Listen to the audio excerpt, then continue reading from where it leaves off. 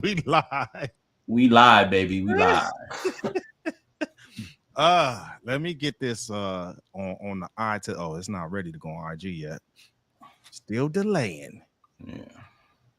This camera's pretty damn good though. You look good. No you. diddy, just in case. Yeah, I don't want the wifey getting all jelly. Nah, but I did know him first, bro. I did know him first. You did know me first. But she knows me biblically. Hey. Hey, we are live everywhere, YouTube, Facebook, and IG. Welcome to another episode of Technically Speaking, when we are giving you news that you can use. Yeah, man. So how y'all doing? I'm doing good. How are you doing? I'm good, man. How you doing, Bobby? I'm doing all right. Tell me what you did today, man. Tell me what you did. Man, I was kind of telling Corey that because, you know, we're off of Veterans Day. And shout out to all the veterans out there. Happy Veterans Day. Shout out to all the veterans. We appreciate you because we are you. I appreciate myself. And I'm not a veteran, so I salute both of you guys. Hey, appreciate that. Thank you for your service, Bobby. Thank you for yours, sir.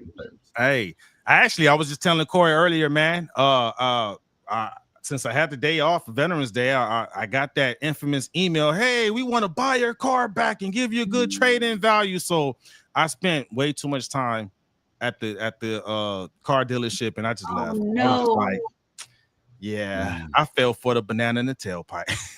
That's a banana in the tailpipe. So I mean, we were talking about leasing before we went live, man, and so I could hear y'all, and I was over here waving my hands because I could see myself, but I was like, can they not see or hear me? I was having technical issues. And I was like, hey, I think she was trying to get. Yeah, I had to restart my whole computer. I can see on the task manager, there's all these tasks that Google Chrome was opening up in the background that I'm like, where are all these things coming from? I don't know what it is doing. Are you using like a HP or a Lenovo? A Dell. I was using a Lenovo before, but now I'm using a small Dell computer. Dude, it's fine. Dell. But yeah, other than that, just chill, man. I did some yoga, did some meditating. Nice. Was doing my professional development videos, like that video I sent y'all. We'll get into it when we switch topics, but that's how my day was. How you spent your day, Bobby? Did you go get you some free food? I do every year, but today was a little bit of a bust. Yeah. Yeah, because a couple of the restaurants that we typically go to, because San Antonio is Military City, USA. It's not like we have 3 or 4 veterans because you're in a small town or nothing like that. So everything is packed. And now you have places where they're like, oh, we'll give you free food, but it's only from 11 to 2 and you have to come and sit down. Oh, wow. And I feel like that kind of limits what you can do and stuff. And I was real upset this year. In the last few years, Chili's always let you go in the to-go counter, get your burger, get your chicken tenders, whatever you're gonna get, and you're able to walk out. 5-10 minutes, you're on the road and back to whatever it is you're doing. And now today they were like, I'm so sorry, you have to sit inside. And I was like, oh, come on, man. Yeah. Anyway, Almost 33 and Texas Roadhouse came through, though. They're always hooking you up with vouchers. They got signs out there with people waving flags and saying hi to the veterans. Nice. And that's like real love right there. That's yeah. Shout out to Texas Roadhouse and Bubba's 33 making it happen. Hey. Oh yeah. Hey, you know what? It's different when you live in a military friendly city. Because I mean, I live here in San Antonio, right? Before here, I lived in Fayetteville, North Carolina. That's like to ask which one is the most military friendly. It's tough, man, because I mean they make you feel like royalty out there. It's Fort Liberty now. I was like at Fort Bragg. I know Fort Bragg is now Fort Liberty, but when I was at Fort Bragg, we didn't go off the. I think I got off base one time in the 4 months I was there. Matter of fact, shout out to everyone out there in Fayette now. Hey, 82nd Airborne all the way. Let's go. 82nd, 75th Ranger Regiment. Okay. Hey. Shout out to all of them. All right. What do you do, Corey, to help celebrate vets out there? So I know LA is not really a military friendly city. But I have a bunch of friends like you guys are that's in the military. And I always, when I wake up in the morning, first of all, before I do my daily devotionals, or after I do my daily devotionals, I go on and I send some of my buddies a shout out, wishing them Happy Veterans Day. You know what I'm saying? Thank you for your service. I truly believe America is the country that it is because of the people like you guys. And That's what's and up. and like I said, no shade to anybody else. I wouldn't want to live nowhere else. Hey, Even that's though, facts. what I'm saying, even though It some of ain't the things perfect. happens, I mean, look, I would not want to be, and I visit other places, but ain't no place like home for real. Hmm. You know what I'm I saying? hear that. Hey, you know what's funny? Because Corey was saying he has a lot of friends in the military, dude. Our class of '99, we had a lot of A people lot. join the military. Matter of fact, Amber Sean, she lives here in San Antonio. She came here when she retired the Army. She's actually gonna come on the show, yo. She's coming on the Hey, show. when's she coming Representing the on? Army. I believe she's coming. Let me double Amber check. Shep. Maybe next week. I'll double check with her. Right. Yeah. It's a few people. Matter of fact, we got a few. Rob, I think, from the Compton chapter of Beta Phi. Okay. One Okay. of the OGs, he's here. Not Chief Master, sorry, Army Sergeant Major. What is his? What was the line name? Do you remember? I don't remember his line name, but his last name was White.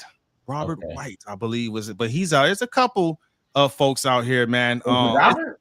No, you said Robert. Right. Robert, yeah. So he wasn't part of the '06 though, right? I think he was. I I think he know was. all the '06. For Maybe some not other reason. then. Maybe not. Yeah. He was out there in Compton, but no, yeah, we had a lot. I mean, we had people to join the Navy, Marine, Army. A few of us, actually, three of us came in the Air Force at the same time. Wesley and LaKendra, I came in with them. Yeah. So yeah, it's shout out to Wesley and LaKendra out there doing y'all thing. Yeah. I know Wesley retired, so if you catch wind of this, I don't think he retired. I think he or maybe he retired. I thought I saw he retired, man. Because I remember Ryan came in. Ryan. He retired from the Army. He's out there at Fort Bliss area, El Paso, representing. Hey, Bobby, we had a lot of people in our class join the military. I applied, dude. I tried. It's a beauty that it's a good option. You don't got to get stuck. Militaries, people use it as a way out. Yeah, no, for real. I tried. They told me since I had asthma, I couldn't be able to. I couldn't know. Yeah, asthma's a no go. Yeah. Nah. Asthma, scoliosis, flat foot, all that stuff. Flat foot. I was like, I got these bad genes. And someone once said the genes don't lie. Genes don't lie. If they tight, they ain't right. Hey, you know what? You brought up a good point, Bobby. Share real quick. What made you join the Army when you joined the Army? I joined to prove to somebody that I could do something that they couldn't. They had a seizure in front of a Marine recruiter, and it was their dream to join the military. And when I was 15, I was dating a guy who was 19. Now I know that's a no-no. And he was extremely abusive to me, alcoholic. And I that's my middle finger to his face was me being to join the military. And March 23rd, 2007 was the last day he hit me. That's why I joined. People join for the right reasons, and then you've been protecting America ever since. I'm sorry, you've been protecting. I joined for the wrong reasons, but I stayed for the right. Once I got there, I was like, yeah, boy, like there's a whole new Bobby that came back home, and whole new Bobby. It wasn't the same Bobby that left, that's for sure. So I have a question, and it just came upon me. So if you get honorable discharge, are you still considered a veteran? Yes. Mm-hmm. Okay. Mm-hmm. Technically, you're not a veteran until you get out, but even on active duty or even reserve guard, active guard, you still kind of get that title. I don't know what the hard rules are, but go ahead. On the reserve side, when I went through basic training, I came back to my duty station, which was Fort Sam, Houston. I received a DD-214 when I got off of active duty, and I came back home. Now, my second DD-214 was when I went on a deployment on Title 10 orders, a federal deployment, and then when I came off of those orders, I received a second DD-214. So you can actually get a few of them within your reserve career based on how many deployments you do. And what is the DD-214? You got to explain that.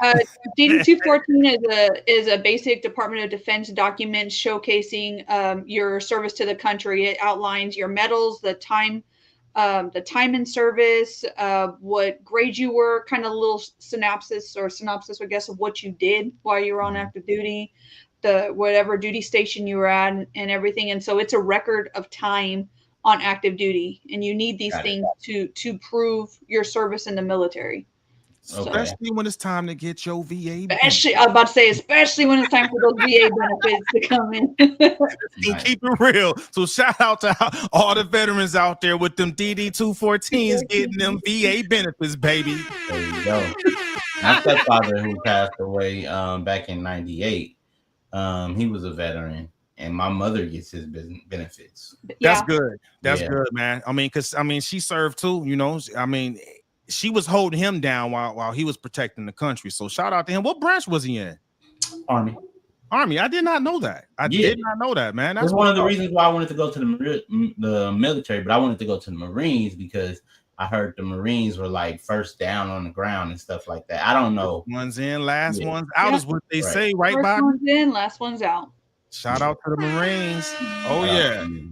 Shoot, man. I actually come from an Army family. I did in the Air Force, but my dad was Army, my stepdad was Army, I had a sister that was in the Army, my grandfather was in the Army. Wow. I'm the only one that went Air Force. Actually, I had another brother that's in the Army. I'm the only Air Force one. I think I'm third generation Army. So my grandfather served in World War II, and he's actually who I'm named after. My grandfather Bobby is who I'm named after. Nice. And then my mom is Army. My dad is Air Force, but he never talked about it with us. My mom does, and so my mom's a disabled veteran. And then my sister that you met last week, Samantha, who's a paralegal, she's been in the Army. I've been in almost 18 years, and she's been in, I think, 15 years. Is she active or reserve?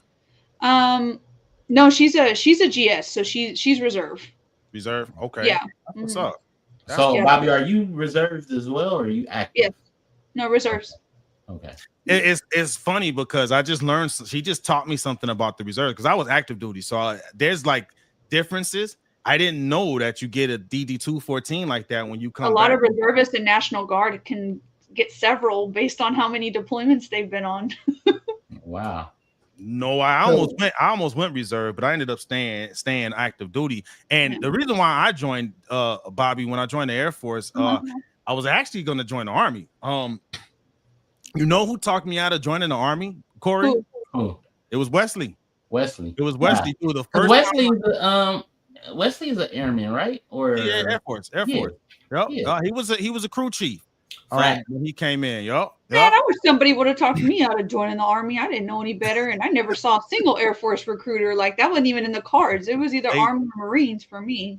We didn't see him either. That was so the reason why he talked me out of going Army. I actually swore in the first time for the Army. And because Wesley used to cut all of our hair, he was cutting my hair one time, and he already had his date to go. It was delayed entry date, right? Right. Yeah. And he was like, yup. And he was asking me, he was like, why are you going Army? I'm like, I'm just go Army, man. Why not? You know what I mean? I was really trying to go to get money for educations. I didn't want to take no student loans, which I ended up getting student loans anyway. And that's a whole another episode. People join the military for like free college is just a big ass scam. It is such a scam, man. Man, but I mean, so long story short, he talked me into it. Like the way he kind of laid it out, and no shade to any other branch or any other branch recruiters, but the way he got me intrigued was he was like, think about it. How come you never see an Air Force recruiter at our school? And that's what did it. Because I was like, yeah, you see Army, you see Navy, you see Marines all the time at the school, but never an Air Force recruiter. And we were like, what they think? They better than us? Oh, hell no. So I went to the one right there in Hawthorne, California. And I'll never forget, this dude was so like laid back, had his degrees and certifications behind him on the wall. And he was like, man, how can I help you? And I'm like, it's like, yeah, man, I want to look into your reserve program. He was like, no, you don't. I'm like, how you gonna tell me what I want? I don't even remember what he said, to be honest. But by the time he was done talking, I'm like, well, sign me up, I'll go. I think I went in there in May. I was going in August. That's how good that dude was, man. I went in March 23rd, 2007, and I was already in basic April 22nd. So little less than a month, and I was already gone. Yup. Yeah, man. Yup. I was scared though, because it takes a big leap of faith to join the military. Isn't no small act. You leave behind your family. You're going into the unknown. You don't know anybody. You're just praying to God you show up in the right place, and it's scary. The unknown part of it is very scary. But once you get your footing, it's okay. But that initial part of initial part of being gone. And I think that's with anything, but the military is totally different because of the fact that you're at a pivotal part of your life where you're fresh out of high school. You're legally responsible for yourself. Most of us are just kids. And honestly, that's one of the reasons why because like up until I turned 18, I was paranoid. I was like, I can literally go to jail. You know what I'm saying? And I was thinking like, I'm not a bad person, right? Mm-hmm. But I knew I had flaws. And I was like, in order to fix this, I need to find a way, because it wasn't getting fixed at home. If it was going to get fixed, it would have been done. So that's what really made me want to go to the military. And then I didn't get to the military. I was like, because of the fact that I was flat-footed and had asthma, I was like, I got to find a job, because I know the streets is calling. Yeah. And you know what I'm saying? I lived in the hood. Like, you know what I'm saying? My barber who cut my hair, he was telling me not to go, not join the gang. But you know what I'm saying? It was so enticing. It's like, what am I going to do? So I ended up getting a job, and I had a job in the middle of high school. And I was like, okay, when I get out of high school, I'm going to go be some kind of rapper or something. But then I was like, in real life, I don't know what I was going to do. I just didn't want to continue working at the Rib Nest. My auntie got me a job at the post office. I was like, okay, but then I ended up backing back and going to the Rib Nest because I had a stupid accident being careless on the streets of Crenshaw, which that's another story. However, I want to hear that story. Oh, Crenshaw. Hey, Geronimo, let Janair tell you. She will tell you everything. Well, or let Darnell tell you, because everybody knew when I was on Crenshaw, I shouldn't have been on Crenshaw. Darnell's another one of our veteran brothers. Shout out to him. Yes. All right. Oh yeah, there's a lot of people in the military. Anyway, to Bobby's point, it is different, man. But I will say, the biggest thing for me, man, was I learned perspective, because I little young idiot kid, man, coming in, I thought the whole universe revolved around LA. You know how it is, Corey. I was like, I came in like, I'm from LA, man. Like, it humbled you real quick when you in basic training with people from Chicago, New York, and Miami, and all these other cities and stuff like that. So it gets you humble. But I mean, you learn friends, you learn different cultures, learn different perspectives, man. That's the biggest thing for me, man.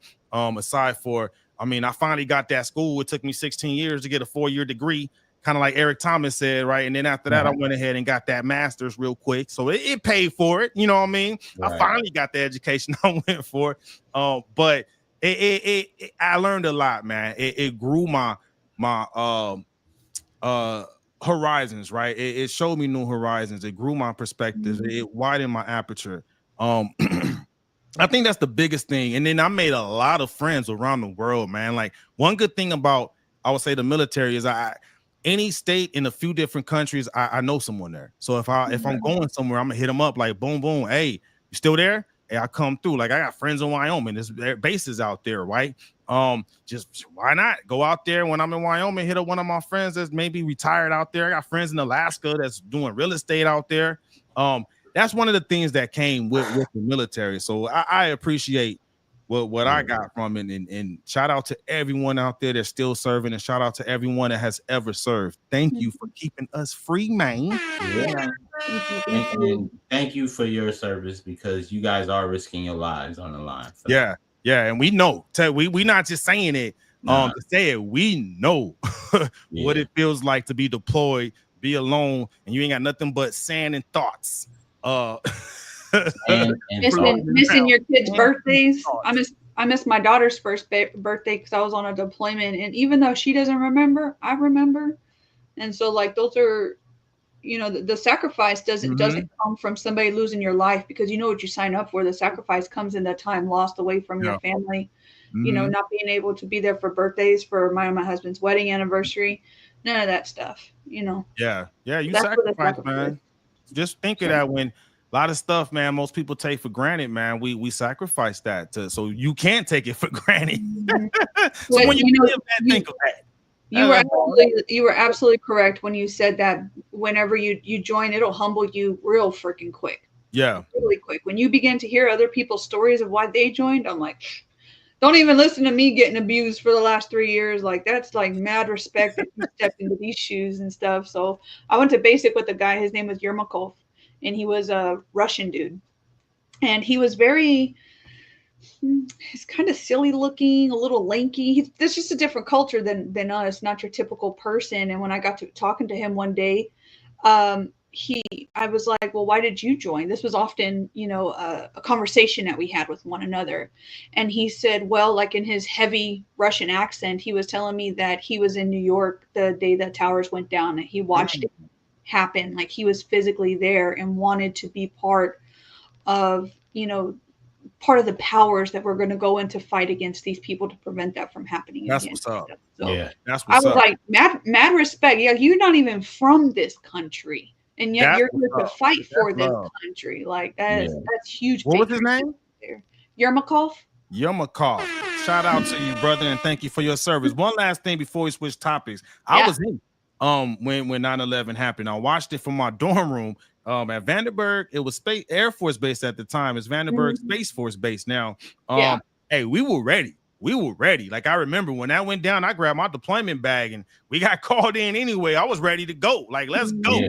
That was remember, that was the one time I remember the country being united. Unfortunately, it took that tragedy, and that's when everybody was waving that American flag, man. So and then, you know what? I think that's a good point to switch topics about waving that American flag. I really hope that your boy Donald Trump could get us to that new phase of everyone coming together and waving that damn American flag. Can he do it? That's my question. We're talking about the election now. We switching topics, and Bobby, I'm gonna let you get us going on that one.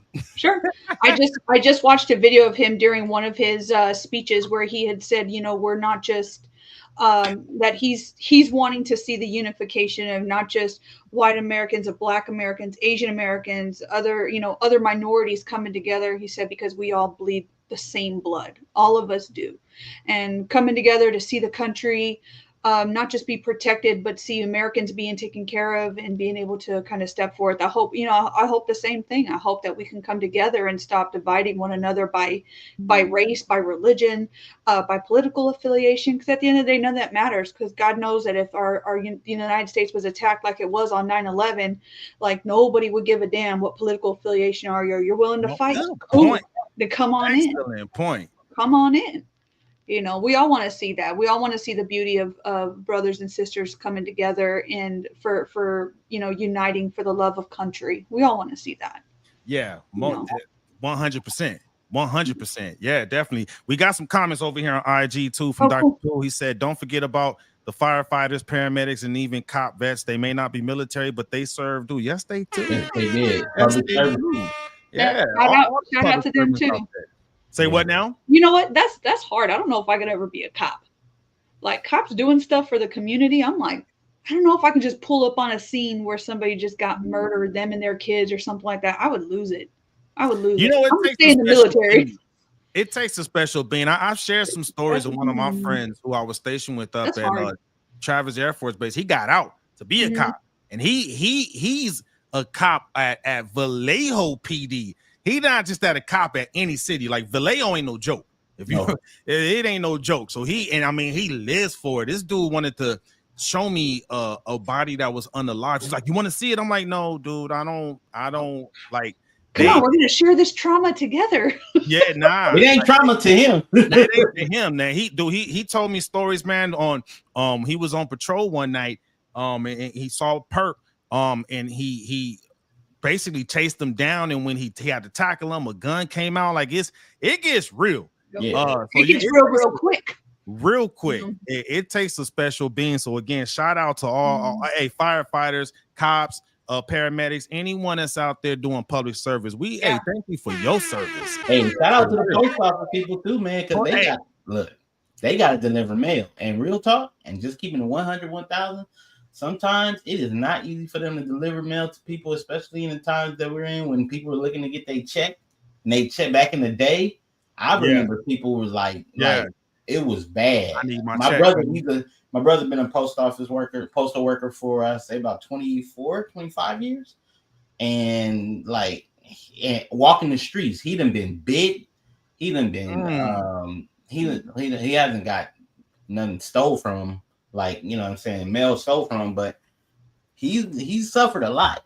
I'm like, shout out. Hey, you know what? Good point. Shout out to the postal workers. We got a mutual brother, Oso, out there doing his postal work. So shout out to Anthony. y'all. And I didn't know Anthony. Hey, shout out to all the postal workers out there. Thank you. Because I know I need my mail, dog. I need my mail. I need my Amazon Prime packages. That's real. Yeah. Because Amazon deliver on Sunday because of the post office. So yeah, man. Yeah. Hey, much love to them. Let's get back to the election, man. Because I know what I saw, man.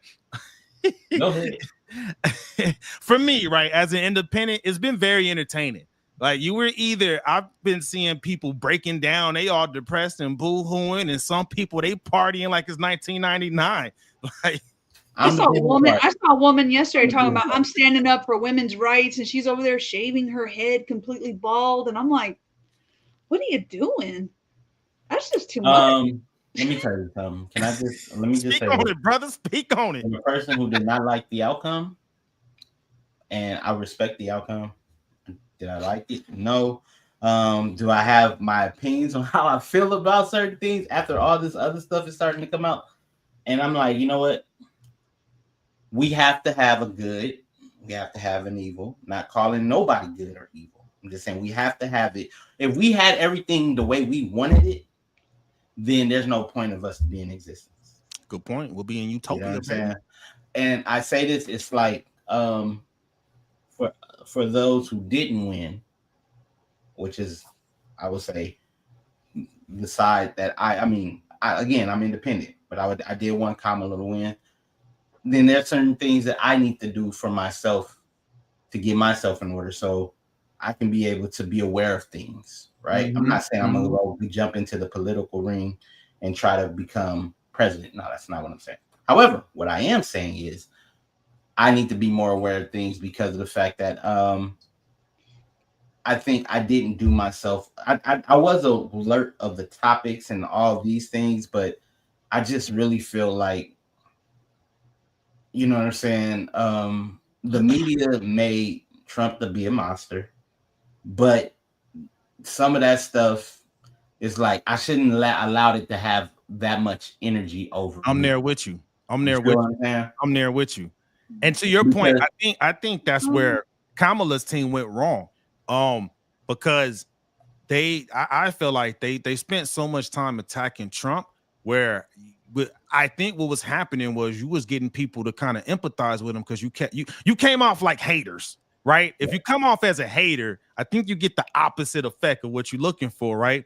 I don't think it was hate. I think this was an emotional election. This was an emotional election. It was very passionate, and there's people who were very passionate about one thing, and there's people passionate about other things.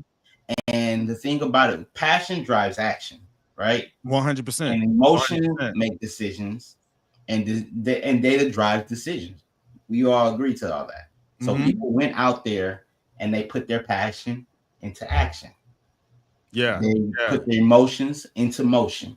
And I think to your point, Donald Trump was more effective at tapping into that passion. Yeah. Right or like wrong, whatever. You had people who did not on the Democratic side, the people who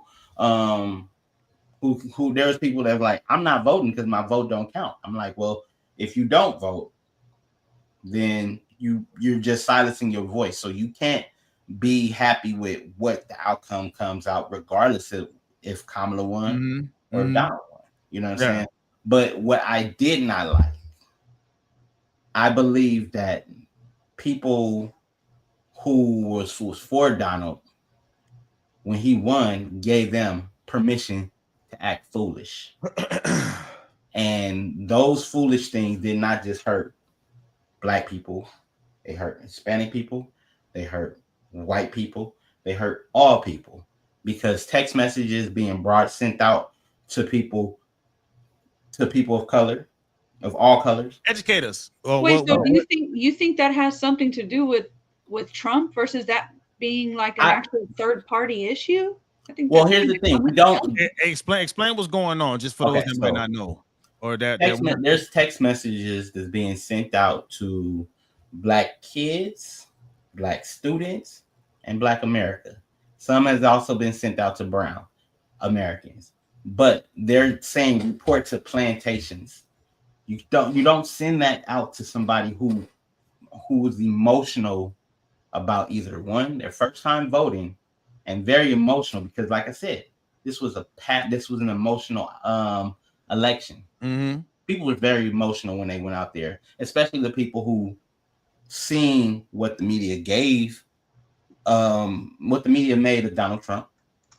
Some part of the media made him look like a victory. I mean, look like he's just the best person. Some part of the media made him look like a villain.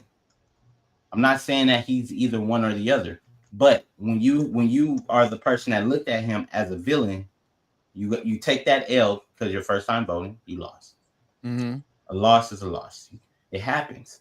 But then you get a text message, a random text message, and saying that you're, you know what I'm saying, report to plantation. And these are people who got their names, their information, their data. Mm-hmm. You know what I'm saying? And I'm like,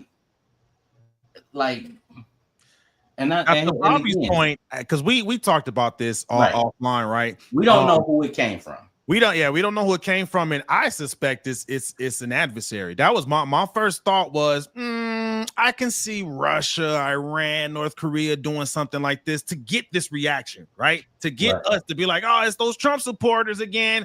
We don't know that. I mean, I think that's a cop out. I think that's a cop out. Like we don't like to say just because Trump won the election to assume that him or his campaign would somehow be a part of that type of racist rhetoric. I really think that's jumping the gun. When I first saw this, I was like, oh, this has to be an adversary, somebody outside of the country, a third party who's trying to push division in the country. And obviously that's an ugly way of doing things, but we all know those that's what they do. That's what they do. A country that's divided, like a house divided cannot stand. Mm-hmm. So if you want America to fall, you're going to push those stupid, things into the, you're going to target certain people who they know are going to be like, oh, see, I knew this or I knew that, when really we don't know. I was just looking right now to see, like, the FBI is supposed to be investigating it. They're aware of what's happening, but they still don't have like a direct path to how these got done. And unfortunately, there's so many things that this could be tied to a server in the middle of nowhere. That's my suspicion. Let me ask you this, Bobby.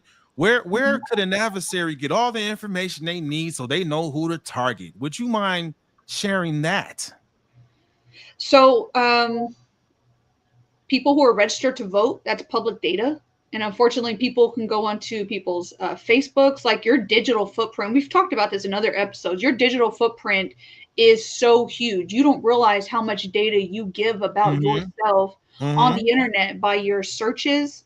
Unfortunately, we have our artificial intelligence tied into our daily digital activities. There's algorithms built around certain people. I imagine somewhere there's a server sitting with people's profiles. There's a profile that says Bobby Lopez, and you know exactly how many kids I have. You know exactly. It's scary if you think about it. You know how many kids I have. You know how I vote. You know who all my friends are. You know who my family is and stuff. And so there's a digital profile of every single one of us. And so, and that includes our phone numbers. That includes emails. And so there could have been an automated, algorithm somewhere that said, okay, because I identify as a Black American, as African American, you can automatically set something up to where the day after the election, all of a sudden, all these racist text messages hit. You know what I mean? Like a drip campaign. It's like you It got is. like a MailChimp or something. You just automate it, like you said. You just I'm gonna automate get your it. info Yeah. from TikTok, Facebook, all those platforms, right? Because I sit back and watch. You never hear me or see me post anything about politics for that reason. I don't want to self-identify to those hackers, right? Right. But for those that did, I mean, the adversaries were watching. They were taking notes, right, and setting those profiles, like you said, and they could set up their drip camp like a marketing campaign, basically. Marketing campaign. I get that. So yeah, I honestly, man, I'm gonna give Americans the benefit of the doubt. Yeah. I'm gonna say I would say encourage go people for to just adversaries. completely, Yeah. delete them, block the number wherever it came from, Yeah, and don't pay block no it. mind to it, because we've got great things, focused on the future for our families and stuff, and everybody's focus should be to kind of take care of their families themselves, because you Yeah. can't control who's sending you what text messages, but you can control how you react to those text messages. So And let's not jump the gun. And I agree with that, but and I'm not taking anything away from that. You guys are saying some great stuff. What I'm saying is, how is a person to react when they see that and they get it for the first time? Well, what I'm gonna say is they need to be subscribed here. So tap that like and subscribe button, because we're the ones breaking it down, man. Like, I'm sorry for the shameless plug, but I feel like that was No. I'm glad you did that. Yeah. Because the fact that outlets like us that keep it very, very, very neutral. It's not biased, because clearly Bobby supports Trump and I supported Kamala, and nothing's wrong with that. And I still love you at the end of the day. I got no hate for you, brother. I got no hate for you. and I think that's what we need, what I believe our country needs to see. Yeah, 100%. You understand? Because I'm glad the FBI got involved with it, because of the fact that, I mean, though that's hurtful, it's harmful. It right? is. It is. I even said, whenever they find the person, if they happen to be here in the United States, they need to have the book thrown at them, because that's just causing so much division. There ain't no reason for that. If they're breaking the law, which they probably are, throw their butts in jail where they belong. Yeah. And one thing I do want to point out about the show, you do have the benefit of electromagnetic warfare specialist here, Bobby, a cybersecurity specialist here, right? To where we're kind of giving you the game, because we know things. Exactly. You guys know. Listen, there's always there's hacktivists out there. That's an activist who know how to hack into systems for some sort of political gain. Oftentimes, when they're emotional and passionate about a certain topic, and they go to their menaces. And you got to be careful what you post out there. We've talked about that before. Make sure your digital footprint is tiny. Just like Jerome said, keep it tiny, keep it limited, because there's always an enemy watching. The enemies never sleep. They never sleep. Never. Psychological warfare. You said it before. It's electromagnetic warfare, psychological warfare, campaign happening. Yeah, man. Be careful what you putting out there on your social media, man. You gave them all the information they use to start this campaign to turn us against each other, because they don't need a consent form. They don't need. You gave them consent once you started putting your info out there. Stay vigilant. Emotions you were sharing and feeling, Corey, is exactly what they were looking for. Yeah. And for anyone else that sees this, that's what they're expecting to happen. They're expecting you. I mean, to your point, right? The media, some media, and I can't help but to call out the Kamala campaign. They were saying some of those things too that align with the media. That if I'm the ops, right, I'm looking at, what are they saying? Okay, they said he's evil. He's the next Nazi and stuff, Hitler and all of that stuff. Say that on YouTube. Say what now? I think we can't say that on YouTube. Well, it's that we'll cut it out on the replay. But I mean, I can see how the adversary can take that and then use it against us. You know what I'm saying? And just keep the hate going. That was my whole thing that I noticed, was there was so much division, and we got to be careful, man. Like, hey, vote for who you vote for, but we need to come to a happy medium. And at the end of the day, man, it's America. You know what I mean? Yeah. Like we can't let you heard what I said in the beginning. There's no other place I would want to live in. You know what I'm saying? Whether good or bad, whether my guy won or my girl won, there's no other place where I want to live in. Good for you, Corey. It's good to have that attitude, my friend. I think at the end of the day, you may not realize it now, but I think we've all won, but we just haven't seen it yet. Yeah. We all won, in a way. Well, For me, right, and again, I got to go back. I shared some stuff with the team earlier, man, to where I remembered why I really don't dig too deep into politics, because I mean, at the end of the day, I'm a winner. I win no matter what. You know what I mean? Like, it doesn't matter who sits in that White House. I'm gonna win regardless. You know what I'm saying? Like, and that's the mentality I've always had. I was good when Obama was in. I was good when Trump was in. I was good when Biden is in. I'm gonna be good when Trump is in again. Whoever the next few presidents are, I'm gonna be good because I hustle. Yeah, exactly. I mean, you know what I'm saying? And based off of my, and Bobby knows this as well. I was about to say, go ahead and say it, Corey. Go ahead and say it. Based off of my faith, you know what I'm saying? It doesn't matter who's in office and who sits on the throne. And that's same here. Same here, man. Based on what I believe in, I control my own narrative. You know what I mean? Now, whoever's in that office might push out some policies that might give a little bump, maybe. But no matter what, I'm good, man. No one's coming to save us. We got to save ourselves, man. Save ourselves. Save ourselves. But hey, he got it. We'll see. You know, hopefully he does a good job. But I will say, my lesson from all of this, and thank you because y'all pulled me into this whole political thing. I didn't want to get in it. You're welcome. You're welcome, brother. I will say, I need to do a better job paying attention to more of the local politics. Yes.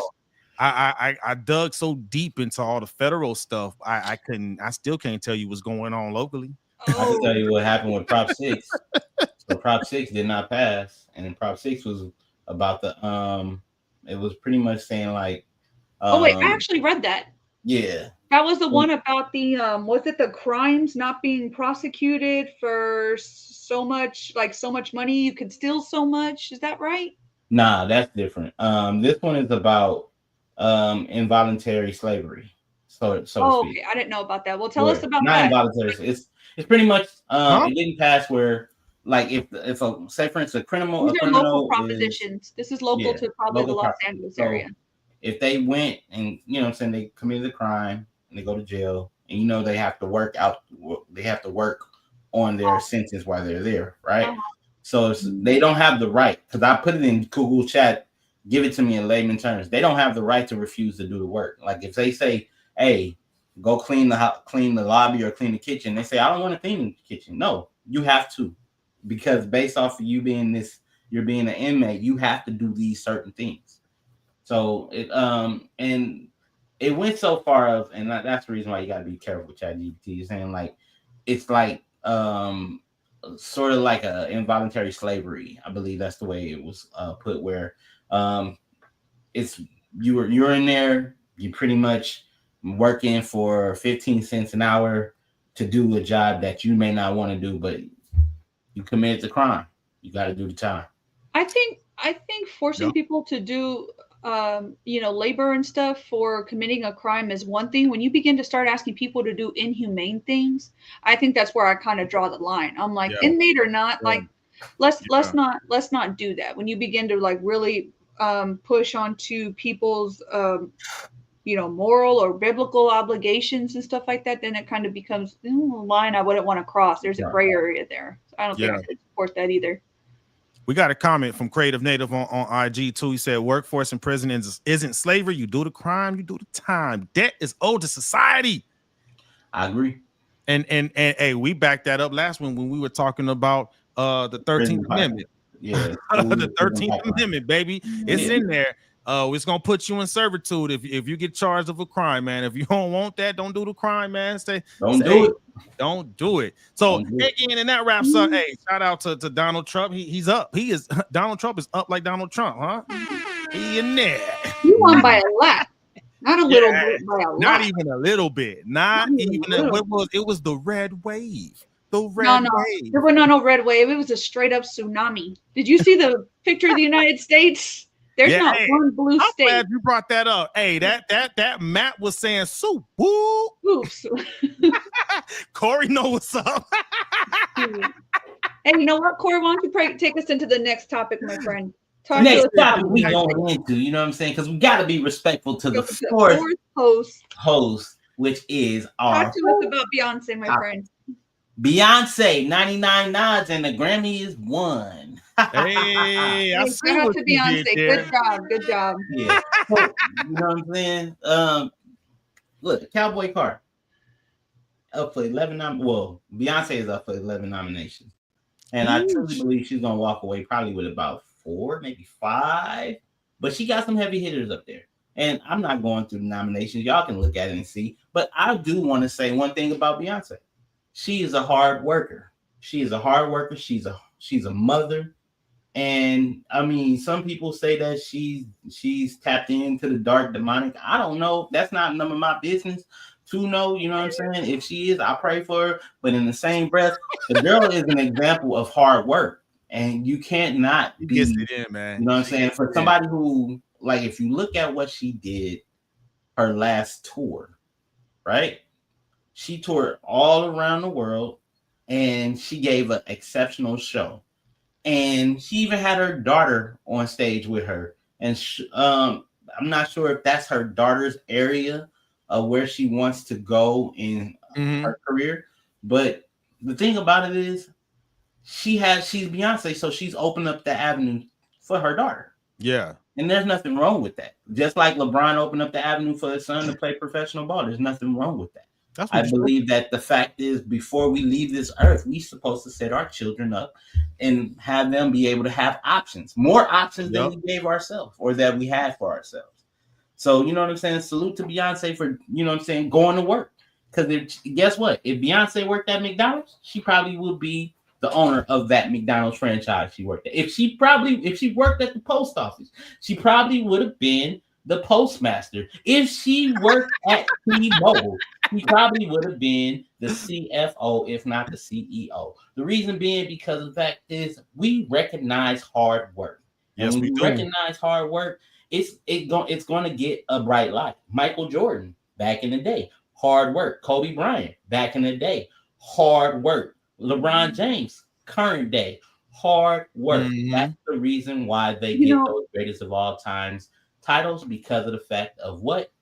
Hard work. Hard work, baby. The stuff hard that work. they do, the sacrifices they make, the things that they do, and the access that they have. Because when you get access, now some of us don't get access because our work isn't hard enough. But when you get there and get that access, good point. You use that access to get you to become better. Because every level, there's another level of access you can get. And when you get that access, you learn how to use it for the best of your ability. So shout out to everybody who work hard, because when I worked at T-Mobile, the 20 years that I worked in, I had several plaques. And it wasn't because of the fact that I sold customers good work. It's because of the fact that when I got to a certain level, I got access. And good point. I sacrificed some lunch breaks. I went above and beyond. Sometimes my day started at 7:30 and then into 9:30. And I was a salary employee, not an hourly. But the thing about it was, you get what you put in, and then the hard work will grow into something beautiful. But keep working. Beyonce been a musician. I mean, been a singer, songwriter, singer for like 25 years, I believe. 1999 when No came out, because I remember watching even before that. Yeah. I mean, at least what, 97, 98? 97, 98. But then hard work. Yeah. Hard work. Hard work what? Leaves clues. Success leaves clues, baby. Success leaves clues. Hey, man, you gotta. Hey, we said it before. Brand like Beyonce, man. Hey, come on now. We said it before. She gets a shout out to her. So you said she has a total of 99 nominations for the Grammys? Total, all together. Ooh, and 11 on the next one coming up. Yeah. That's for this one. The 11 for this next one coming up, right? Yeah. Hey, that's what's up. Shout out to her, man. Hey. But another shout out. We gotta throw it back to Kendrick Lamar. I know. I just gotta say, they not like us. They not like us. 5 total Grammy nominations. Brother Man didn't even put out an album, but if he did, he probably would have had a total of 11. Yeah. You know what I'm saying? So wait a minute. He got 5 nominations for a diss song? Well, 4 nominations for a diss song, and then one nomination for another diss song. So the one he featured on with Metro Boomin and that. If you like that, yeah. Hey, and let me tell you something real quick, man. Because when that song came out, Not Like Us, I already knew it, right? Yeah. For songwriters, right? For those of us that's written songs, performed, we study the craft, right? Some of the folks that I work with, when I first heard it, that A minor, I already knew what it was gonna be as a writer, as a performer, right? Call response, right? Like, for example, right? If I say you down with OPP, yeah, you know me. That's his version of you down with OPP. Yes. You know what I'm saying? Like, it would never get old. Anytime you at the club and when he says trying to strike a chord, and it's probably A minor. Dude, that would never go away. That would never. Ever. It's just like that's his version of when Too Short says, "What's my favorite word?" Yes. Why you gotta say it like Short? It ain't never going away, man. I saw that. But you know, folks that haven't really been deep into the music like we are, man. I didn't think they got it, and then when it shot to the top, I'm like, that's it. That was genius the way he put that together, man. Funny thing, you know what I'm saying? I'm not gonna spend too much time on this, but if I do, forgive me. It's all good. Kendrick Lamar. We're trying to respect that fourth host as much as possible, but go ahead. Kendrick Lamar and Drake, you know what I'm saying? Drake was known for having a beef with Meek Mill, and he put out the song Back to Back. And back to back. That was nominated for a Grammy. It did not win, but it got nominated. And it fizzled out real, you know what I'm saying? I wouldn't say fizzled out real well. It had its moment. It had its moment. But everybody probably did. I mean, people, I don't know. I knew Kendrick is capable of it. Hell, when I heard Section 80 and then I heard Good Kid, Mad City, I was like, this dude is capable of anything. Yeah. Like, any type of music he makes, it's gonna shoot off. It's like he's I ain't gonna say black. He's hip hop's Michael Jackson. And everybody who wanna fight me on this, they can. I don't care what you say. I can see that. You know what I'm saying? See that. Because you know what I'm saying? Just real talk. When Kendrick drops, the whole world is like, well, you're not lying. The whole I would say United States. You know what I'm saying? Even Canada. Huh? Right? I heard her. But back to what I was saying. Okay? When Kendrick drops, everything stops. It does. It's like, and I've heard it on several radio shows. They talk about, did you hear that new Kendrick? Yeah, no, the one he dropped 12 minutes ago. People didn't even get off the elevator. It was like, hold on, let me stay on this elevator and listen to this real quick. Yeah. People stayed in the car. Right. Did not drive off. And so he has that much power. And the reason why is because he gives you quality versus quantity. Mm-hmm. And when you have you don't go to Ruth Chris every day. You don't go to Eddie V's every day. Y'all know where those places are? I know Ruth Chris. I don't know the other spot. Eddie V's is a high-end steakhouse. It's like 2 steps above Ruth Chris. Ooh. It's 1 step above Fogo de Chao. Right? So I was going to say, I know Fogo de Chao. Yeah, so you don't go there every time, but when you go there, it's not a meal; it's an experience. Good point. And that and gives you the experience. Because here's the thing: not only did he drop that video on the 4th of July, he dropped the video. And he had all white at the last scene of it. There was an all white party that a certain Canadian rapper was at, and when the video came out, people at that party was like, "Kendrick dropped the video to not like us." Ooh. And he's waving, saying bye in all white. And then everybody at the all white party is looking at him. That's funny. And guess what? The Canadian actor / rapper, he saw it too. Hey. So in the same breath, what I'm saying is this: Kendrick, he understands his audience. and Yeah. he understands that he speaks. Everybody listen. He knows this. That's the reason why I say he's like Michael Jackson. When Michael Jackson was alive and he did performances, you would not see him all the time because he knew what type of power he had over people's eyes, and he knew he looked like this. Half of the audience, yep.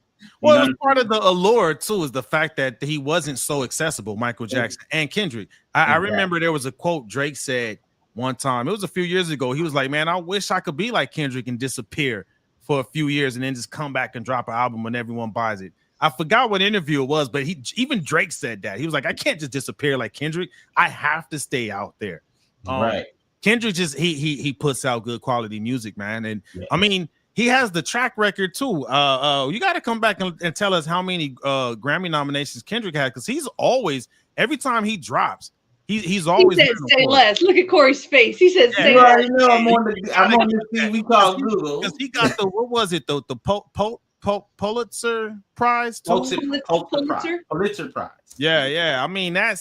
I mean, for a rapper to win that just speaks to his writing ability and writing skill, right? Because they're not giving that to just everybody. No. You know what I mean? So definitely shout out to him.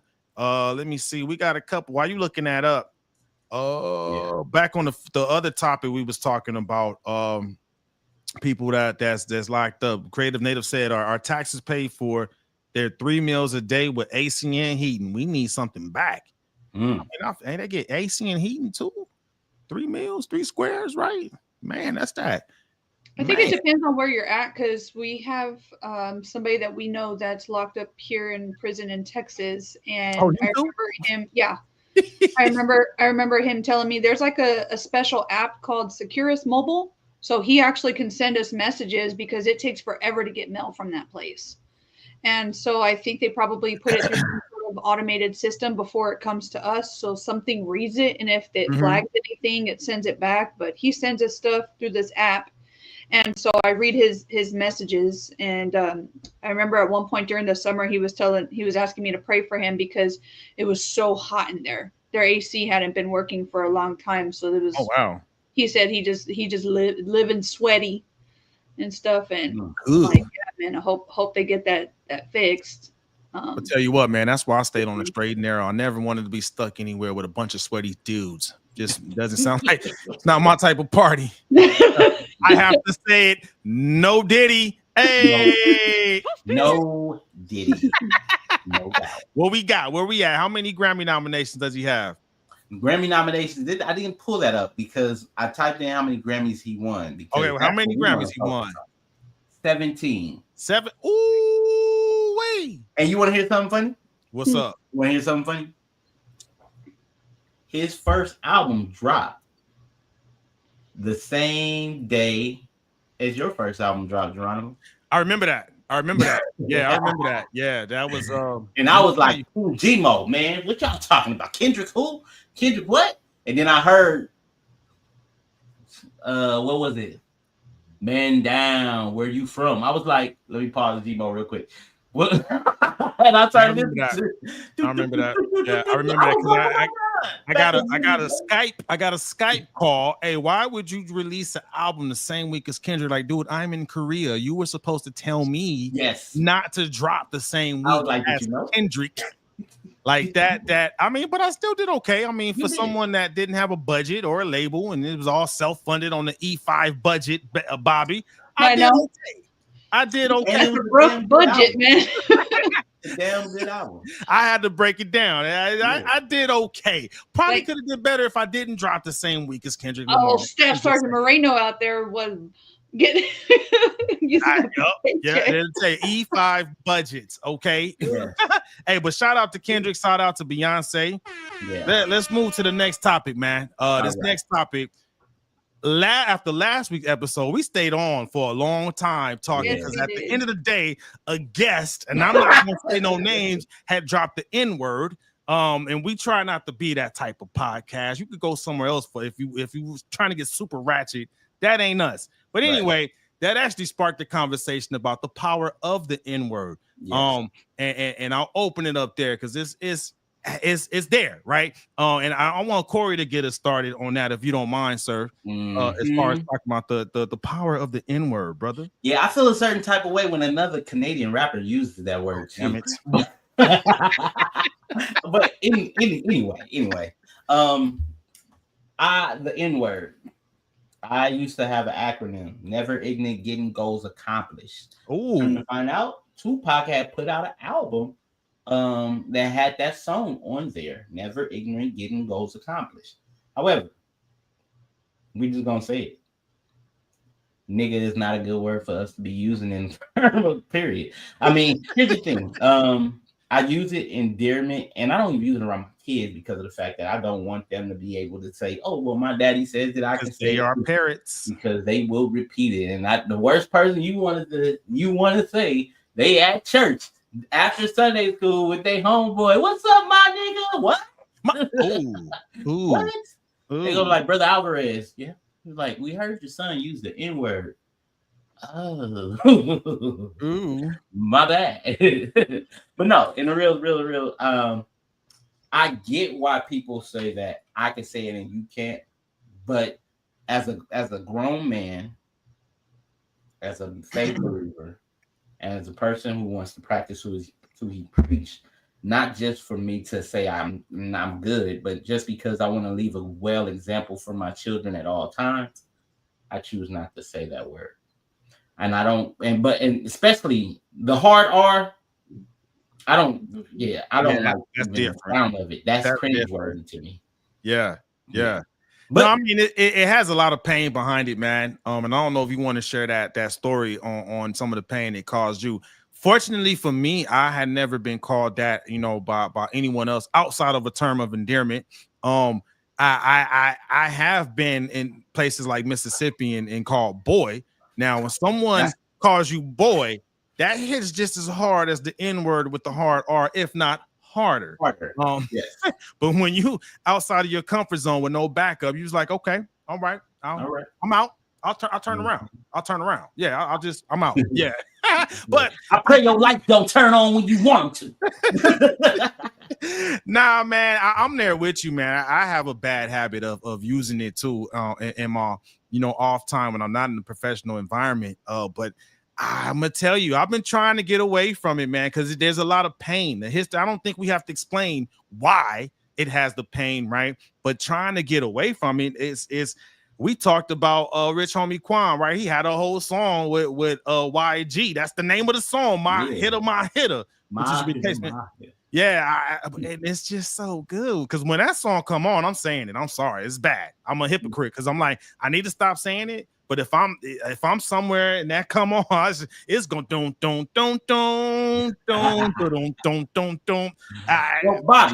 Bobby, how do you feel about the N word? Let's talk about it. Let's talk about it. Look, I see the eyes. I think that is a very derogatory term. I do not think anybody of any shade of brown should be used. I consider myself in the brown area because I know we use the colors white and black. However, when you look at the color white and black, none of us are white or black. We're all just different shades of brown. That's why I'm saying that. Nobody should be using that word. If it was meant to hold people down, let's stop using it. To continue to keep each other down, I would say. I can see that. I think that it's a cultural thing because I've watched videos of like Black people in the UK, not in Ukraine, in the United Kingdom, in England, and they are very gentlemanlike. They are very proper whenever they speak. And I'm almost positive I've never seen anything where I hear them use that term. And so I wonder, is this just something in the United States that's being used, or is this something globally being used? It's global because I can tell you, man, I got a lot of friends from Cameroon. And actually I had my last time in Korea, I had a lot of friends from Cameroon in Nigeria, and we came to a consensus. We're not much different, and we both were like, hey, you know what I mean? Like, and they were saying it too. So I don't think it's specific to the US, but and maybe that pain is specific to us because of where it came from. Yeah, it's a tough one. I know we shouldn't, but it's hard to stop.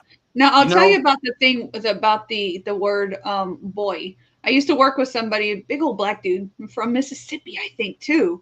And I said something to him one day. I was like, "Yo, what up, my boy?" Or I said something, "Yeah, boy," like something not necessarily towards him, but he got extremely offended.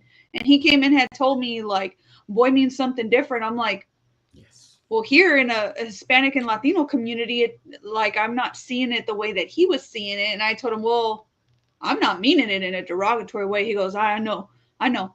I get where you're coming from. But when I said it, I remember somebody else going like, oh, and I was like, what'd I say? Right. I didn't know.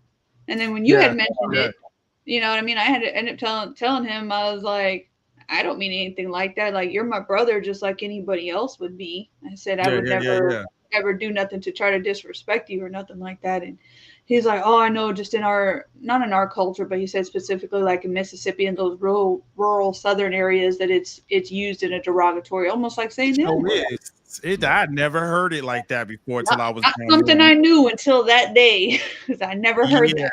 Yeah, I was like, as soon as I heard it, I'm like, yeah, I'm in the wrong place. So I'll turn around and I'll go down. And you see the black side of Biloxi that way. Okay, I'll just go down the street. Yeah, I mean, it's what's that? Where Keesler is? Yep. The bad part about that is it's like with the N word, as long as it's been around, it ain't going nowhere. Yeah, it's not. And then some people, they, especially this younger generation, they all saying it. Yeah, they're and I think the reason why, because they don't look at it from the suffering. I think they need to go see Roots. They need to see Roots, the unedited version, the Alex Riley version, the one where the hard R is in there, and then they probably need to see a couple other things, because of the fact that word, and I'm talking about the hard R, even though it transitioned to the A, because when the hard R could be very triggering, right? Yeah, 100%. People lost their jobs for saying it. I hear it and I get offended if I hear somebody else call that. I'm like, excuse me, what the hell did you just say? But then here's the thing: they also use it into, oh, there go the baby. Oh, right now. Yeah. She said, "Daddy, let me close the door for you, so people don't bother us." Lock the door, Right. So, but you know what I'm saying? When they say that, and then they say that word hard R lover, then that's like it's even painful. So I say that to say all this.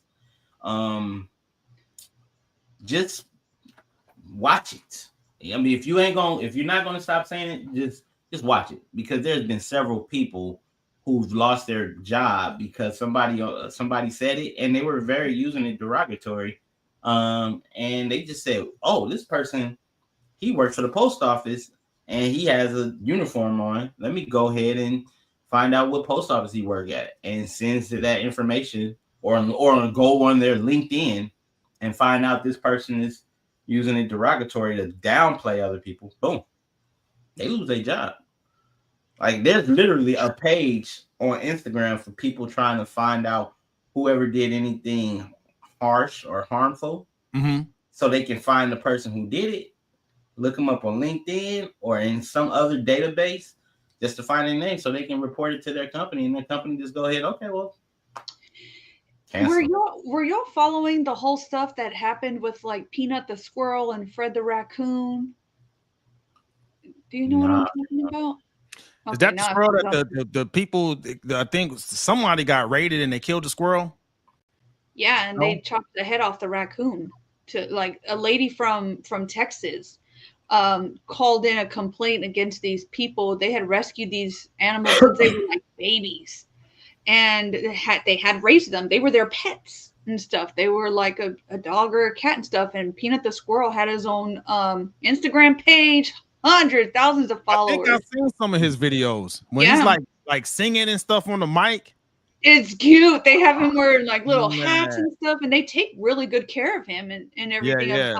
of their animals. And some dumb lady from Texas, boy, man, it did not take long. It did not take long for not just the internet to blow up, for them to find who the person was and blasted her ass all over Instagram and Facebook. She ended up getting rid of all of her social media. I bet she got so much hate. And this just goes to show you, man, keep your nose where it belongs, not other people's Keep your business. nose where it Yeah. belongs. Now, back to what you were talking about. Because I think you were saying, or it may not go anywhere, and I think it won't. I would hope the hateful version of it will. I mean, I would settle for at least that going somewhere, but the right, I don't think it's going anywhere, man. That ain't going nowhere. They It's got look. it's so ingrained in hip hop culture, man. Oh, I was not gonna just say not even just they've hip made hop. it so cool to say that. I'm like, man, Yeah. it's just But I part will of say everyday this. language. I think you're not lying about the the hard R being traumatizing, but I think for our community, we need to learn how to let that go. Because if we continue to let it trigger us, we may put ourselves in trouble. Going back to the 13th Amendment, you don't want to be put in servitude because you committed a crime, right? And that's my take on it was because is it painful? Yes. But at the end of the day, it's just a word. If someone isn't coming at you, putting their hands on you or nothing like that, let it go. Let it go, man. Like they I like mean, It ain't control worth and it. I it. It think ain't worth the jail sentence. It ain't worth It's it. not worth it. It's not worth and it. to the people like us, it's not. However, you can't say that to somebody who's probably in constant therapy because they probably have experienced that most of their adult life, and they came from an area where it was traumatically, and they're working through it. You know They're what I'm working saying? through it, yeah. They can be working through it, but if somebody just up and call you a NIGG hard R, you know what I'm saying? You know what I mean? It's like that is like a give me 10 seconds, let me calm down, let me walk around. Yeah. Find But whatever you need to do because I don't want you going to jail, man. we We don't don't need want you going. We want don't. us in jail at The all. goal is to That's all stay I'm saying. free. My Stay goal for these free. next 4 years is to stay Stay free. free. Stay free. The Okay. goal for the rest of my life is to stay free. No, I'm gonna stay free, but I'm talking about to do anything and everything I can to be at peace with You know, everything. at the end of the day, you can't control what people tell you, but you can control how you react to what they How you tell you. react exactly, and that's why I say that. Like breathe. We need a sponsor from all these from these therapy people because they Yeah. real talk. I truly believe that we need to have a conversation with a therapist. I mean, we got Sarah, and maybe Sarah can come on and talk about how traumatic the times we are in. Because just think about it. The last 4 years, we dealt with a pandemic. We dealt with civil unrest. We dealt with, you know what I'm saying, vaccinations. We dealt with several other things, you know what I'm saying, interest rates, dropping interest rates, food recalls. You know how many food recalls? Man, I looked at my receipt the other day. I had a long receipt full of recalls of food, and I'm like, okay, so I know I know I'm not the average person. So some people probably get their receipt and be like, you know, whatever. My kids need to eat. They hungry. It's a lot, and we need to heal. Yeah, we do.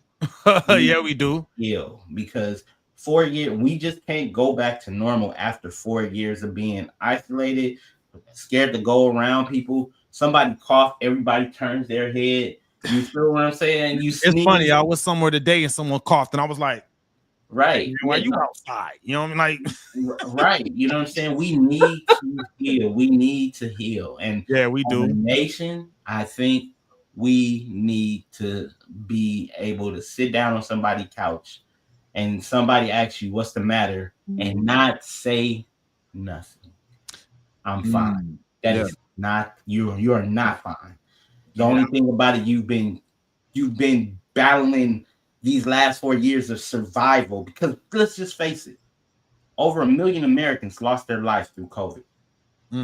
You You know what I'm saying? Either COVID or the acts of it, or the delays of being helped because of somebody, because of hospitals and COVID and things of that nature. Or their immune system being weakened by COVID and they got something else. Right. I've lost 14 people, probably even 15 people within a time of 4 years. The first 2 years of COVID, first 2 years of it. You know what I'm saying? So I can imagine I'm not the only one who's dealing with it. Yeah. And I'm not and then you add extra pressures on not just political, but financial and medical and things. And you know what I'm saying? People going back to the workforce like we were supposed to talk, like, you know what I'm saying, coming back into a job place, but you got to look over your shoulder, like you said, somebody sneezing in a closed area. You're like, I think we all are doing. I mean, I know I'm guilty of it. I need to work on that. But to close that up, man, I think the way we deal with it, hopefully the hate behind that goes away. Let's get rid of the hard R. I don't think we ever get word of the right. It's gonna be said, but because I don't think we just eliminate hate like that, right? Some people want to perpetuate that hate. So I would just encourage people that have that trauma, that need that extra help, so they don't put hands on someone when it's directed to them. Go get that help, man, because it is, what did it say, crimes of passion. I don't know if that holds up and will keep you out of jail if there's a crime of passion because someone calls you the hard R. You put hands on them and then they press charges. You know what I'm saying? We don't need that. So go get the help and take care of that pain. But you bring up a good point as far as like going back to work, man. What we got to talk about with people going back to work coming out of COVID, man? All right, so returning back to the office and office policies. Yeah, matter of fact, I think there was an article from Starbucks a couple of weeks ago, man. They issued a notice to corporate employees to come back to the office, or you can get liberated back to the workforce, i.e. you're fired. You can be liberated, baby. Freedom. You know what? Stay home. Don't even come in. We'll just hire someone else. Right. This has been a phenomenon, man. Like you were saying, man, we're coming out of COVID to where we all had to quarantine. People got comfortable. They didn't want to come back, man, for several different reasons. This has been an interesting thing I've been tracking since we went on quarantine, right? And from my vantage point, what I've seen, it was kind of like a Mexican standoff, right?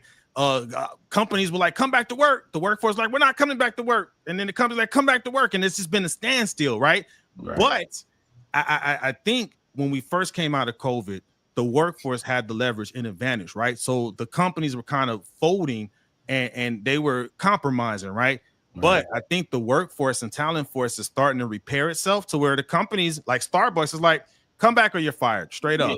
You don't want to do it, someone else will. Straight up. Starbucks is a good job.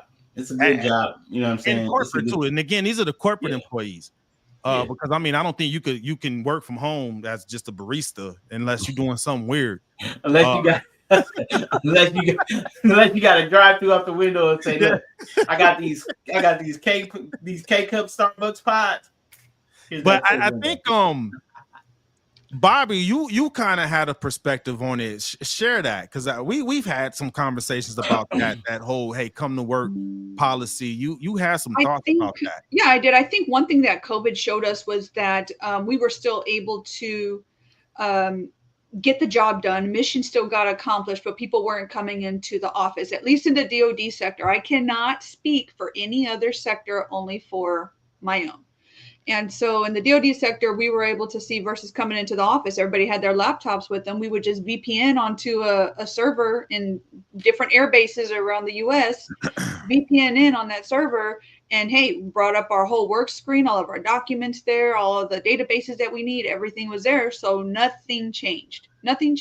Right. And then I was telling Geronimo that, one of the things that people do when they work from home, they take on the brunt of the electricity bill, the water bill. The companies don't have to keep offices open or maintained. So I would think as an employee that this is saving the employer money. They don't have to have, as big as an office space. If they wanted to do a flex schedule, half people work from home one day and half people work the next, and have, what I mean? And then end up having to save money on electricity and water bill, whatever that looks like, whatever that overhead looks like. And most employees like myself, I'm okay with taking on the brunt of that because I just saved a whole bunch of money in gas to not have to drive to that office anymore. I'm okay. I'm okay with having extra electricity and water flushing. I like using my bidet. I like my own toilet. Okay, I need to put that on my list. I like using my own stuff. And the bidet. Hey. Hey, that's a whole other topic. Listen, if you ain't got topic. one of those, you're talking about some hygiene. I like that, man.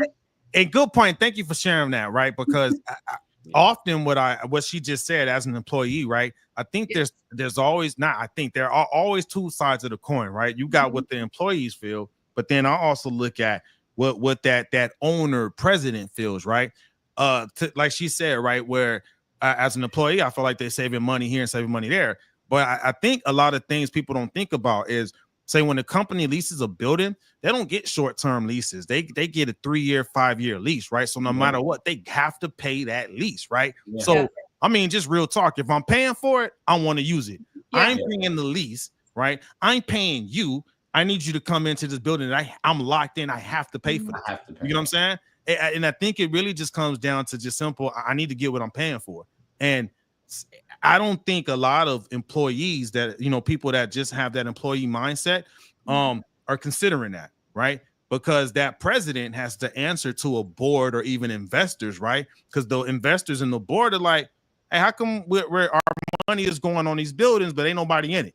Exactly. You know what I'm saying? The president has to answer to that. No, real talk. And I think that kind of goes. Sorry, go ahead.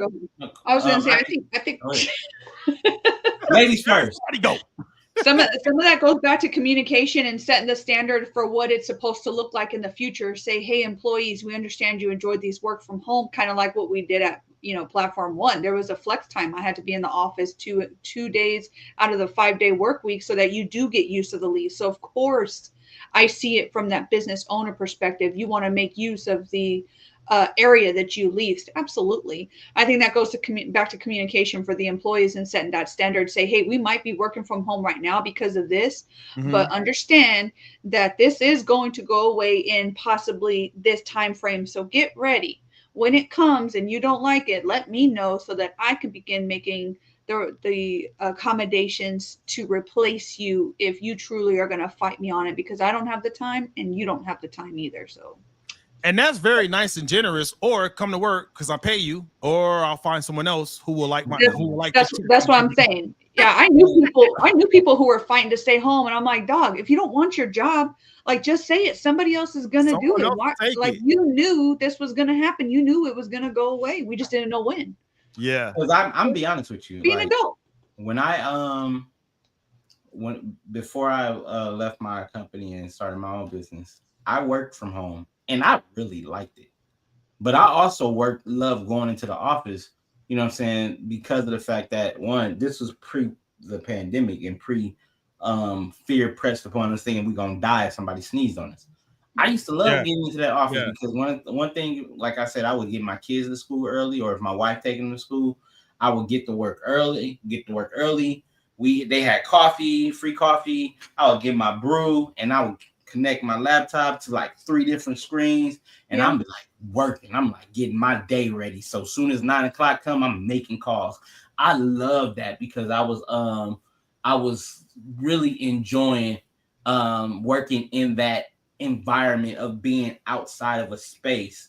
Mm-hmm. And from a person who worked inside of a retail store, which I like people, but then when I got sat down and I had my own cubicle, and I was able to put my pictures of my family up there to keep me motivated. And then I started winning awards. So then a corner of my desk had all my awards over there. So I see my family and my awards. And then I get to go say what's up to the people in the office. You know what I'm saying? I even, towards the end, I even had a buddy. We started the prayer circle. I was like, it was beautiful because you had that human interaction. Yeah. I'm not an introvert. Yeah. I'm an outrovert. You know what I'm saying? So I talk to people all the time. Strangers, I'd be like, hey, what's your day? How do you feel about your life? You know what I'm saying? What's going on in the world? You get that.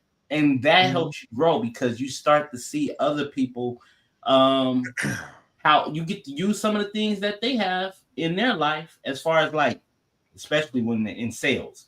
Like if I hear somebody using a sales pitch, I'm like, oh, let me put some Corey on that. Let me put a little Nice. Corey on that, and And it you know worked. what you just laid out. That's another thing that company leaders are looking at too, is that collaboration. I think Yes.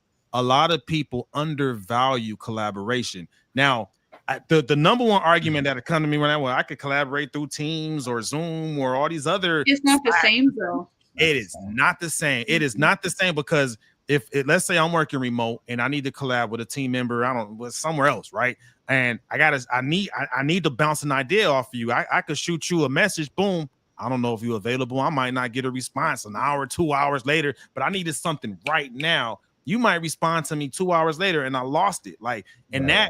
that collaboration I needed could have been the thing that moved this project to the next level. Next level. You know what I Yeah. mean? And that's another thing company leaders, I know for sure 100%, because when I was on the corporate team, we talked about that a lot. We were trying to figure out ways to really inspire collaboration and hone in and harness that, because that's what really takes companies to the next level. And for employees, you help companies get to the next level, you can go ask for a raise, dogs. I know you want that check, man.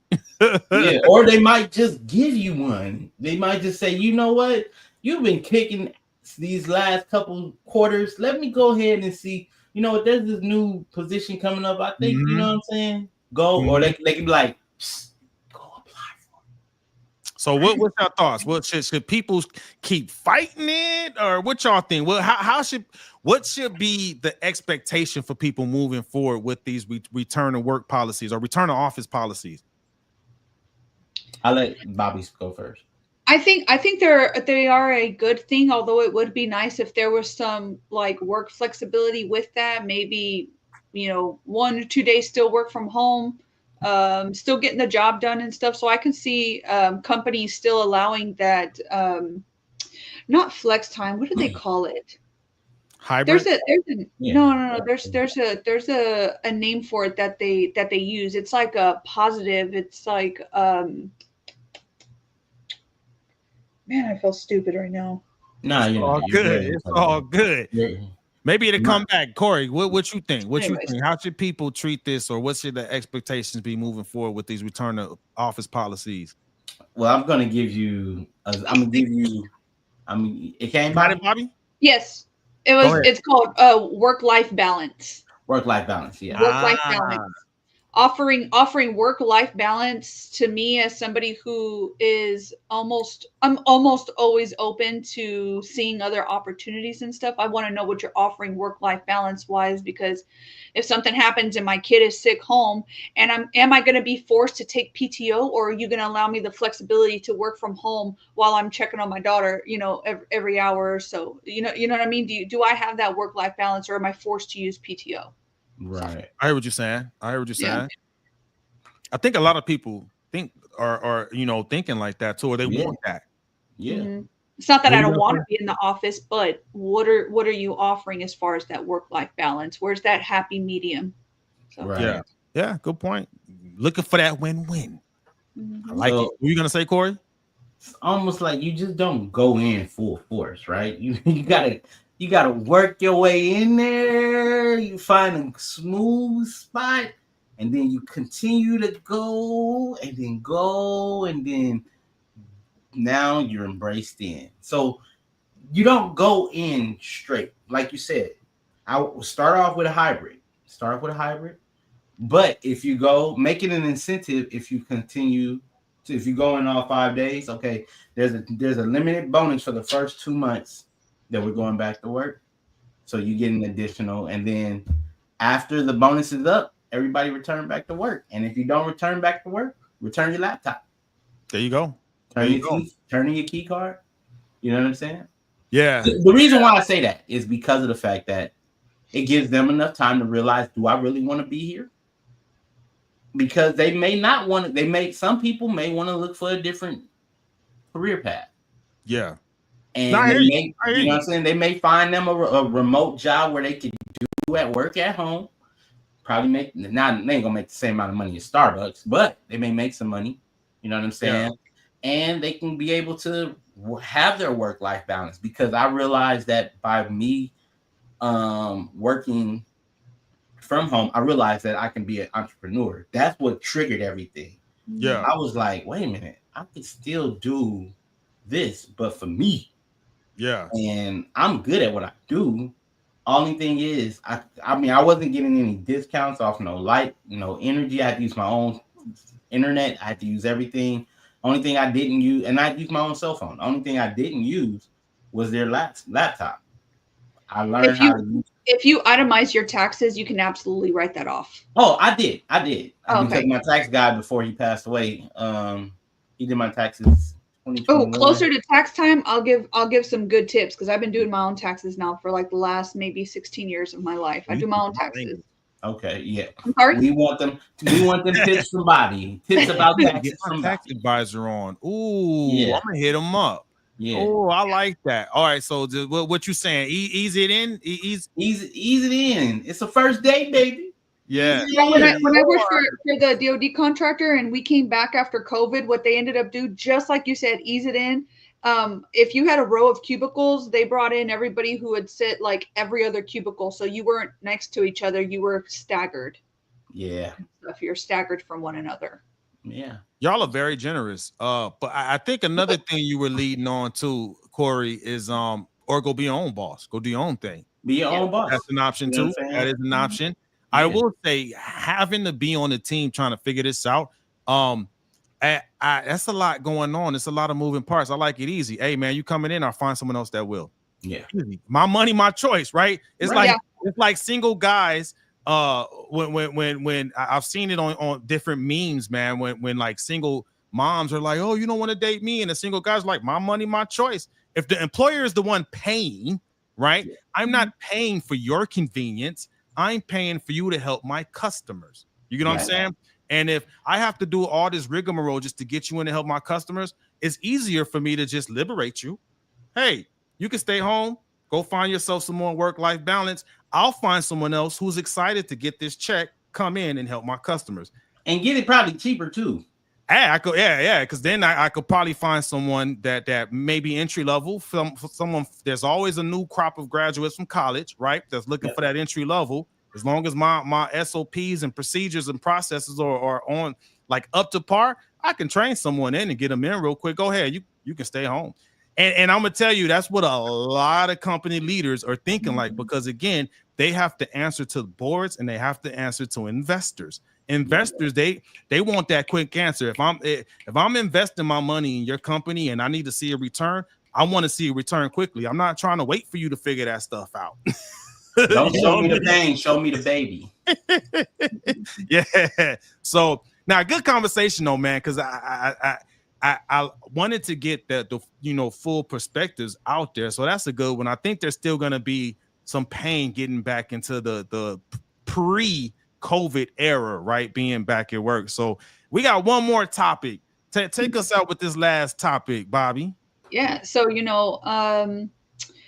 you ever seen those pictures of somebody called Rosie the Riveter? It's a woman with a red and white polka dot kind of like kerchief on her head, and she's got a muscle, and she's saying, "We can do it." Let me pull it up. So Let me pull it up real quick. yeah, pull it up. Show our guests what this looks like.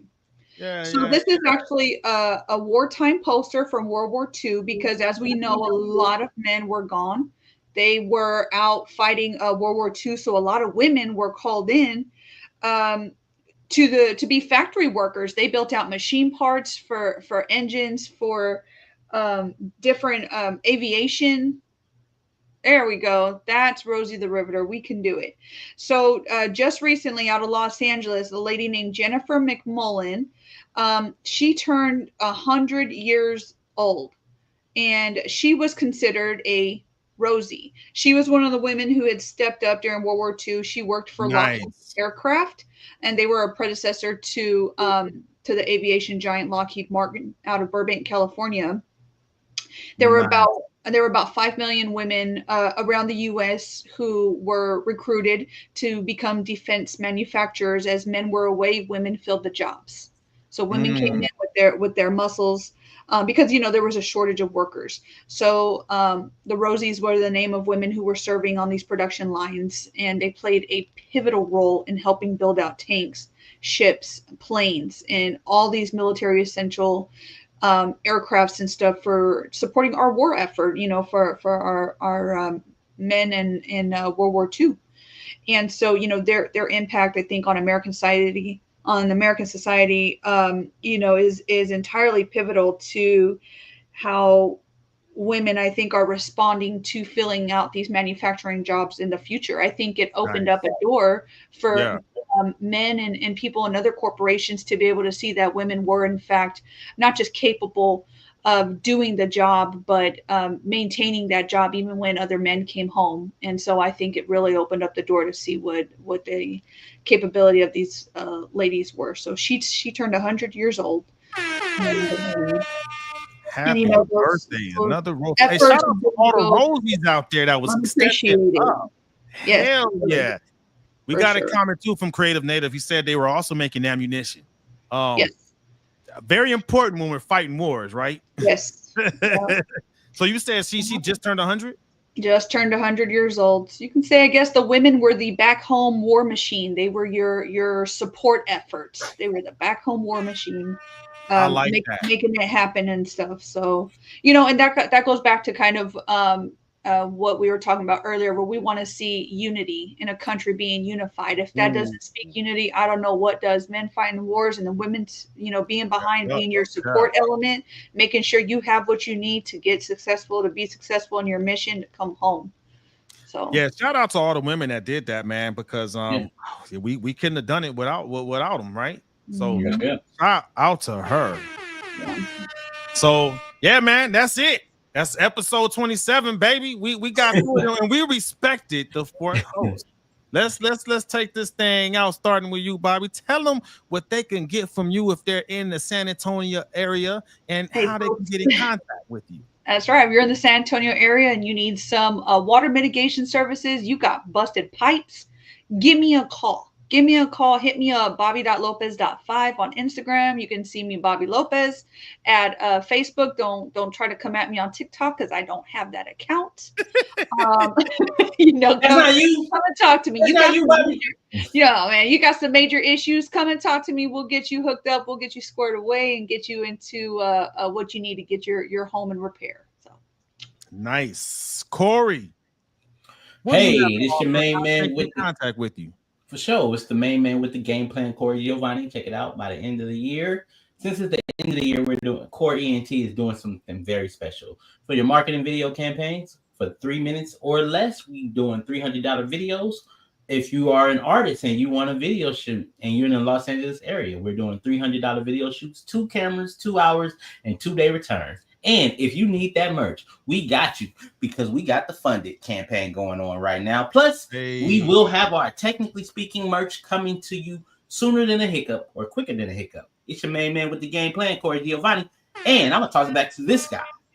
Oh, yeah. And see, right now, I'm just looking for folks that want their voices heard. So if you want to be a guest on the show, holler at me at tech_Von_go at all platforms except for TikTok because I don't do TikTok, dog. They using it against us.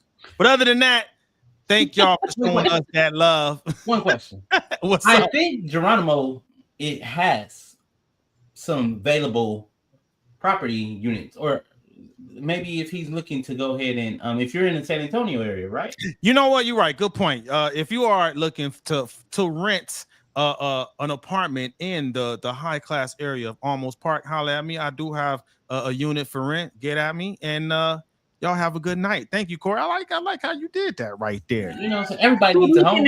Corey, good looking out. And one more shout out to all the veterans who served this country. Shout out to all the veterans. That's right. Yeah. Happy Veterans Day.